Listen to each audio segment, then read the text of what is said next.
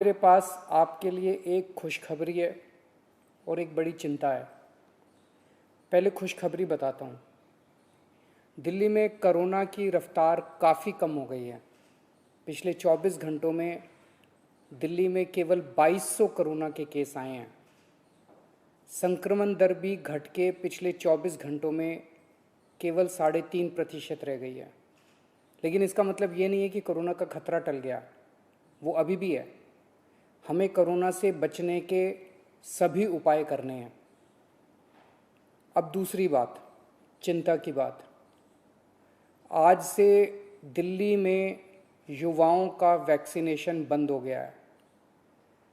केंद्र सरकार ने युवाओं के लिए जितने वैक्सीन भेजे थे वो ख़त्म हो गए हैं।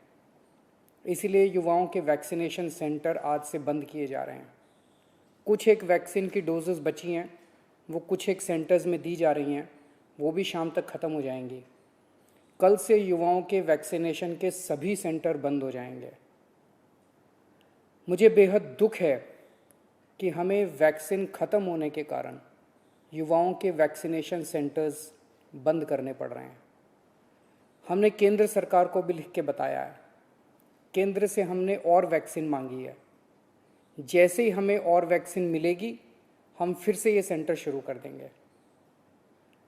दिल्ली को हर महीने 80 लाख वैक्सीन की ज़रूरत है, 80 लाख डोजेस की। इसके मुकाबले मई में हमें केवल 16 लाख वैक्सीन मिली और जून के महीने के लिए केंद्र ने दिल्ली का कोटा और भी कम कर दिया है। केंद्र सरकार से हमें जो चिट्ठी आई है कि जून में हमें केवल 8 लाख वैक्सीन दी जाएगी। मई में 16 लाख दी थी, जून में 8 लाख देंगे। अभी तक हम दिल्ली में टोटल 50 लाख वैक्सीन लगा चुके हैं और दिल्ली के सभी एडल्ट्स को वैक्सीन लगाने के लिए हमें 2.5 करोड़ और वैक्सीन चाहिए। अगर इसी रफ्तार से दिल्ली के एडल्ट्स, अगर इसी रफ्तार से हम चले, 8 लाख वैक्सीन हर महीने मिली तो दिल्ली के एडल्ट्स को ही वैक्सीन लगाने में 30 महीने लग जाएंगे, 30 महीने से भी ज़्यादा। तब तक तो न जाने कितनी और कोरोना की लहरें आएंगी, न जाने कितने और लोगों की मौत हो जाएगी। तीसरी लहर से दिल्ली और देश को बचाने का एक ही तरीका है, कम से कम समय में अधिक से अधिक लोगों को वैक्सीन की सुरक्षा दी जाए।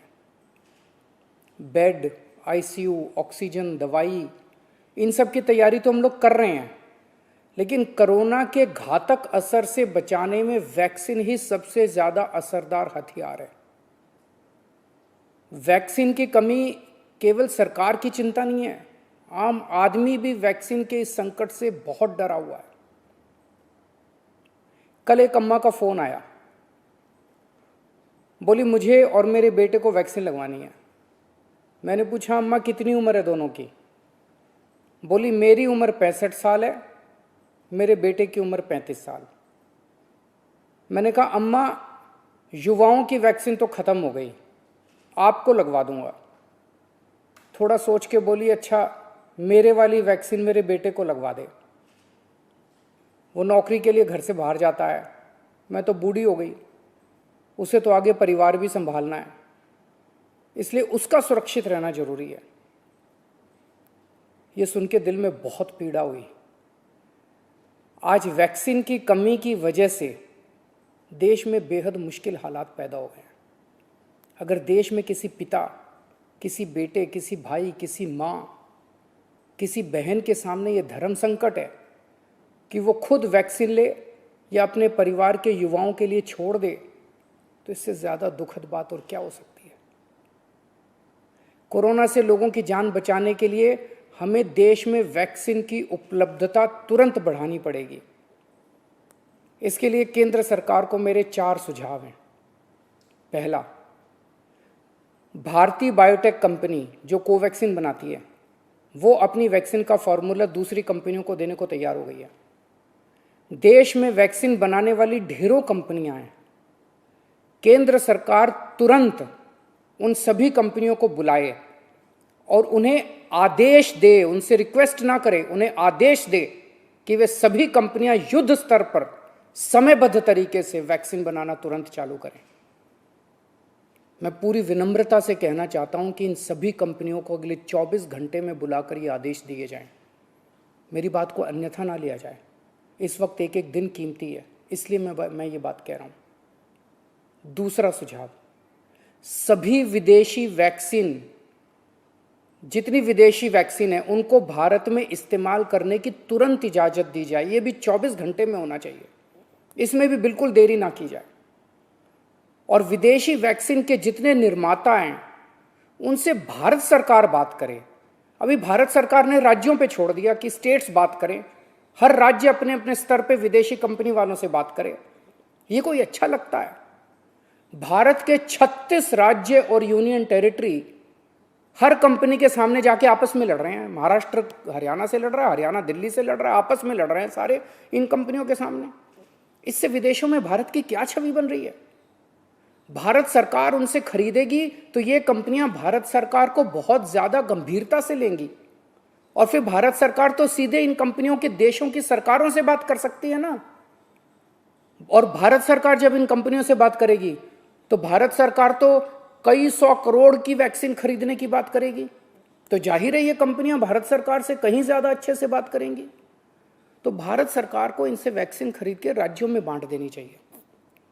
तीसरा सुझाव, कुछ देश ऐसे हैं, पढ़ने में आ रहा है मीडिया में, कि जिन्होंने जरूरत से ज्यादा वैक्सीन जमा कर रखी है। उनकी जनसंख्या जितनी है उसके हिसाब से उनको जितनी वैक्सीन चाहिए उससे कहीं ज्यादा वैक्सीन वो स्टोर करके बैठे हैं।